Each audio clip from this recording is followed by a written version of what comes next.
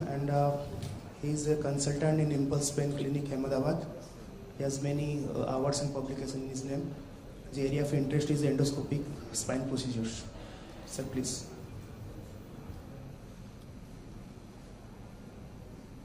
I am thankful to organizer for inviting me or such a advanced technology. My topic is transforaminal lumbar endoscopic discectomy. So this is the technology we have to work through foramen. It's good to see that our FNB curriculum has a list of essential and desirable, and this procedure including in desirable list. So it's good for pain physician to do endoscopy and learn about endoscopic discectomy. So what is endoscopy? Endoscopy is a minimal invasive procedures. In first slide you can see that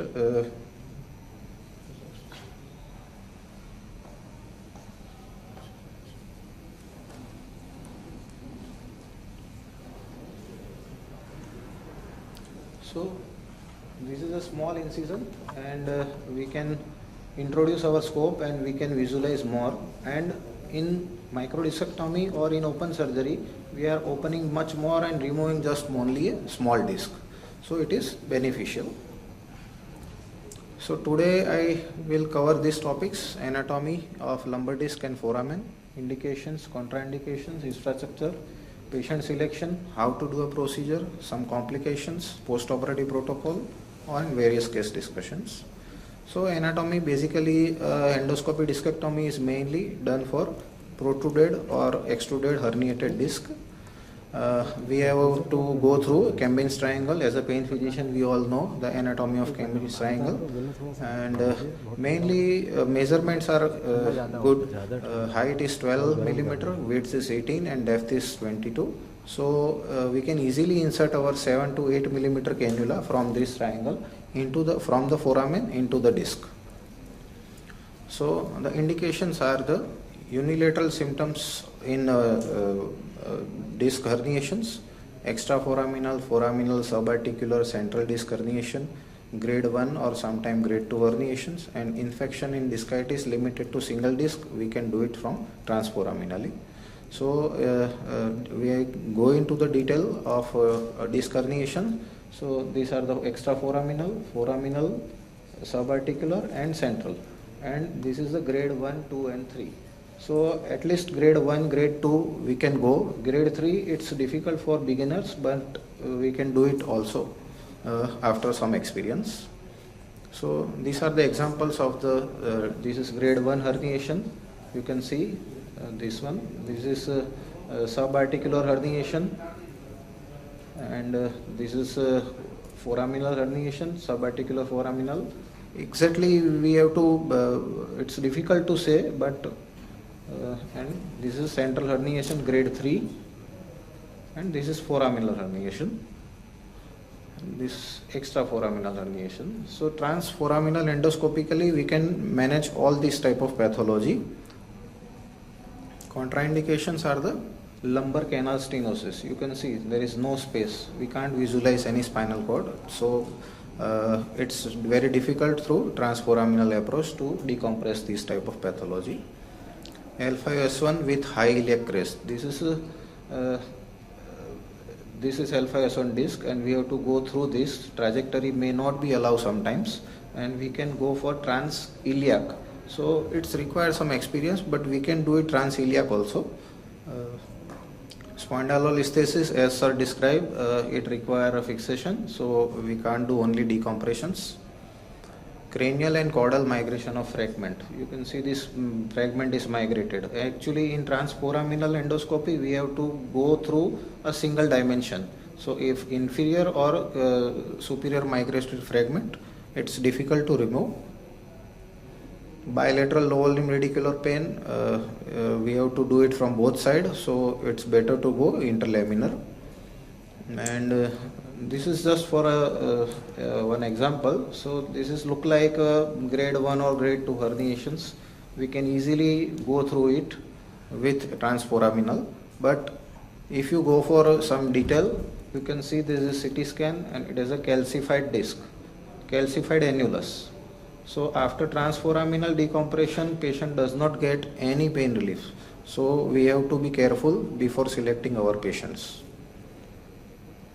Other contraindications are the trauma, tumor, bleeding, neuropathies, coagulopathy, metastasis, infection involving multiple disc, epidural space surrounding soft tissue. So what infrastructure we required to start our practice? So we need a full laparoscopy unit, endoscope. This is a 30-degree endoscope, is commonly used. Many diameter options are available, 3, 3.5, 3.7, 4.1. But if you want to choose a single one, I prefer to take 3.7 millimeter working channel, which has a outer diameter of 6.5 and sleeve is a 7 millimeter diameter. These are some basic endoscopic instruments: endoscopic needle, guide wire, dilator and sleeves. Any camera, single chip, 3 chip HD is good. Light source, LED is preferable. These are some hand instruments. So mainly we required at least 3 to 4 basic instruments. Which of this grasper is a basic instrument? So it is different type of grasper is available. This is 2.5 millimeter diameter, 3 millimeter and 3.5. These are the commonly available diameters. And jaw length, important. This jaw length is also important. So 3 to 7 millimeter, 8 millimeter jaw length is available. So we have to at least 3 to 4 type of instrument in our hospital, so we can manage different type of cases. Another instrument is a palpation hook. Basically, when you have some fragment which is not see, this is our sleeve, we have to go inside the posterior 1/3 of the disc, but this fragment we cannot remove from this vision. It is not under our vision, so we have to use this palpation hook to bring down into our cannula so that we can remove this fragment. Another is a curette. When some fragment is adhered to some tissue, we can remove it with the help of a curette. This is annular cutter, so it will cut the annulus. So mainly this is the lateral canal, narrowing or stenosis. So when we complete the decompression here, lastly we have to cut some part of annulus so we can free the lateral recess also. Some other advanced endoscopic instruments are the osteotome, dissector, trephine, upcut grasper. This you can take at easy of your economy. Cautery is required, mainly 2 functions: for bleeding control and for tissue shrinkage. German, Indian, all are available. This is advanced instrument is endoscopic burr. So sometimes we require to burr a facet. So this also helpful. So now the patient selections. So mainly for transforaminal endoscopy, we have to select short duration of history, 3 to 6 months, unilateral distribution of pain, young to middle-aged patients, no severe comorbid conditions, radiating pain along with tingling unilaterally. Exclusion criteria are the old age, long durations, motor power weakness, cauda equina, and psychosomatic elements. So we have to avoid these type of patients. Just for example, this is a best patient, unilateral protrusion, only left side pain, and very good. These are the good patients for we can deliver good results. Preoperative, as per ASA guideline, for full procedure explained to patients, and pre-op routine blood test, physician fitness, informed consent and antibiotic. Type of anesthesia, there are 2 options. One is a local anesthesia, and nowadays we are doing under epidural anesthesia also.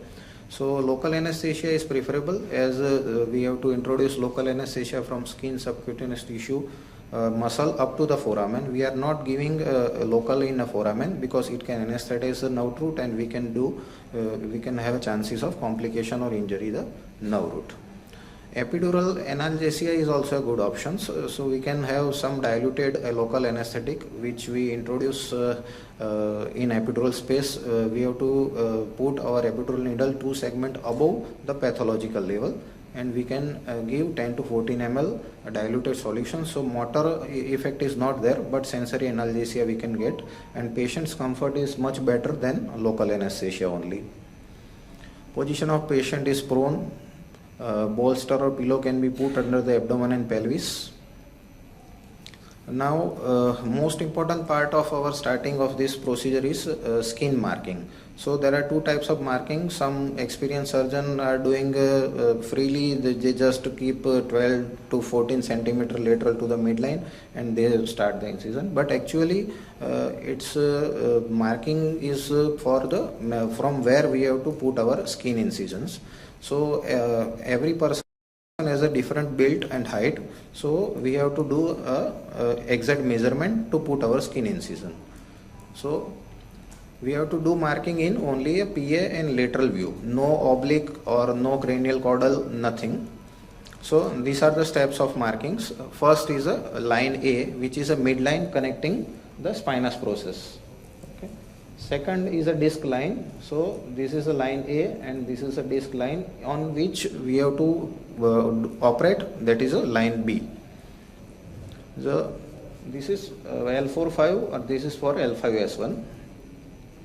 The third line is a line C, which is a iliac crest line. So we have to insert our scope by just above the iliac crest. So for L45 it's a good, because iliac crest is mostly not hindering between our trajectory, but in L5S1 we have to make our trajectory oblique and to avoid the iliac crest.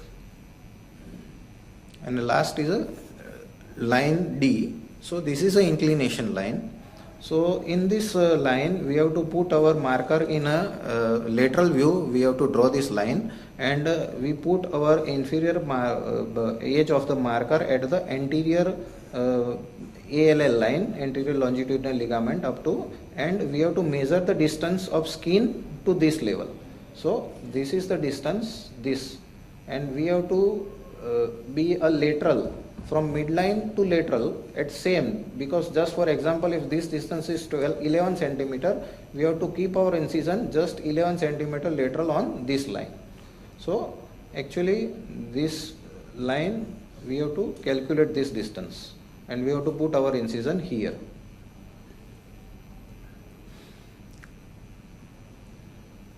So starting with painting and draping, this is the skin incision made.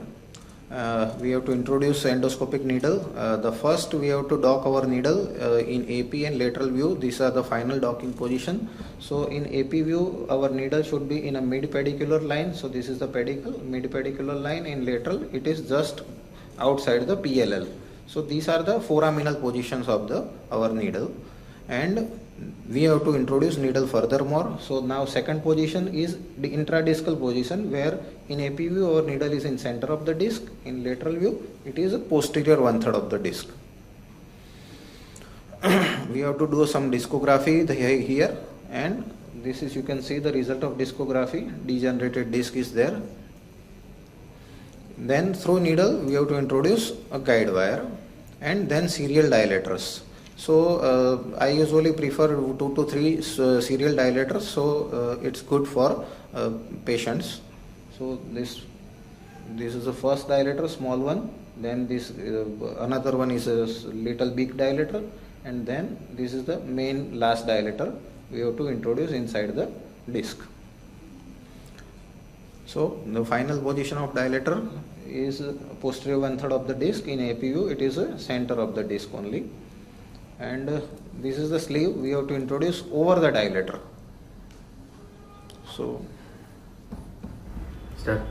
So this is just I am tapping the sleeve over the dilator, and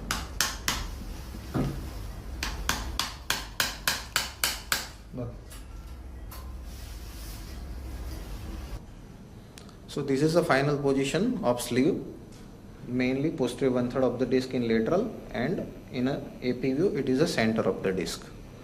So we will start the procedure. So this is mainly our aim of procedure is posterior. We have to decompress this posterior 1/3 of disc, and if any fragment is remaining here, we have to remove this type of fragments. So to start with, this is our exact endoscopic view. Above is a epidural space, below is a anterior, above is a posterior, and this is cranial and caudal. And we gradually introduce a small grasper to remove our fragment, disc fragment, and to decompress disc material from the disc.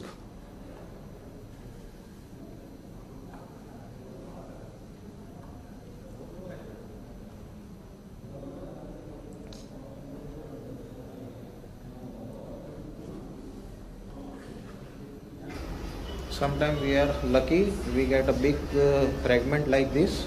So decompression is very easy. If we get this type of fragment, then patient having a very good results.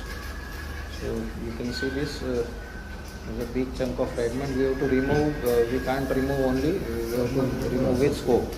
You can see that big fragment is coming out. So the patient's having a good results. So this is use of palpation hook. So you can see I am introducing grasper, but I can't take out any tissue. So ultimately I have to use different instrument which is called palpation hook. So we need to insert the palpation hook and try to bring that tissue, cranially situated tissue, from in our view. So this is a palpation hook. So we just manipulate that tissue so that tissue will come in our vision and we can remove through our grasping forceps.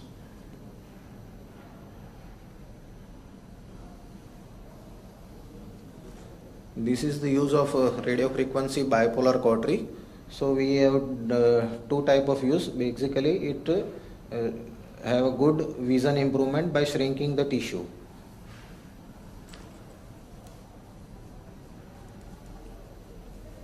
And also bleeding control is also can be done with help of this. This is annulotomy, lateral recess. Some part of annulus we can cut so that we have good lateral recess decompression.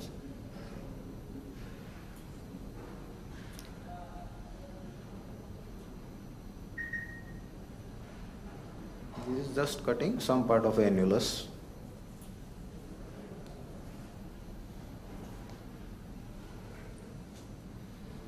So these are some removal of the fragments photos. So how will you confirm the decompression? Free fluttering of nerve roots or epidural annular flaps, epidural oozing, visual confirmation of removal of entire herniation, relief of pain by patients, visualization of decompressed traversing on exiting nerve roots, and free pulsation of neurological tissue dura. So almost you can see this. This is the traversing nerve root. It's not easily in each and every case we can find, but in some cases we can find traversing nerve root free.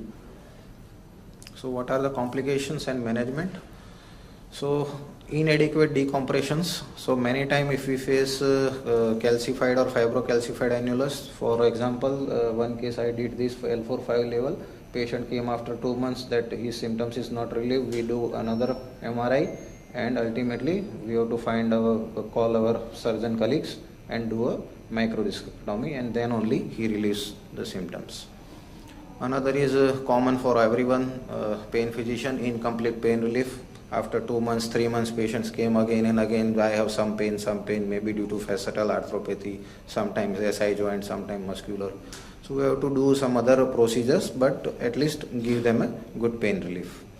Another complications are bleeding, which is usually controlled with cautery, and if at all require, we have to put a dilator into the sleeve and wait for some minutes, it will stop.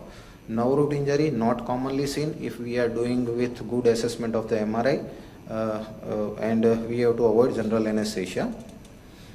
Infection or discitis, antibiotic for 6 weeks. If not works, then endoscopic debridement is a second, and if that at all not works, then spine surgery with our friends. Dural tear, small tear, conservative approach. Major tear, it requires surgical interventions. Other complications are perforation of peritoneal sac and an injury to abdominal content, misfragment, sometimes instrument breakage, hematoma, postoperative dysesthesia. So to avoid complications, we need to have some protocol. So strict bed rest for 3 to 4 weeks is necessary for all patients. Lumbar strengthening exercise should be continued for 3 to 6 months. Avoid heavy workload for at least 6 months, and bending forward is also avoided. These are some examples of case. This is a left side L4-5 extruded disc, 35 years old patients, and you can see the MRI. This is protruded almost grade 3 herniation, and this is the post-op results of that patient after 1 year. The same patient, you can see how extruded fragment, and it is almost removed here. This another is 22 years lady with left lower limb radicular pain. Same patient I have shown you other one, and this is a post-op. There is a totally full decompress of the nerve root, and no, you can see this fragment, and it is not there. So if you are lucky, then you can have some testimonial video also. So 1 minute. So this young guy, forward bended position, he had a L4-5 disc, and this is after 2 hours of surgery. Young dashing guy with smiling face, just like ramp walk. So take home message is endoscopic discectomy can be learned by proper training under good and experienced teacher. First 10 to 20 case endoscopy should be done under guidance of seniors. Quality instrument must require for safety and efficacy of the procedures. Thank you.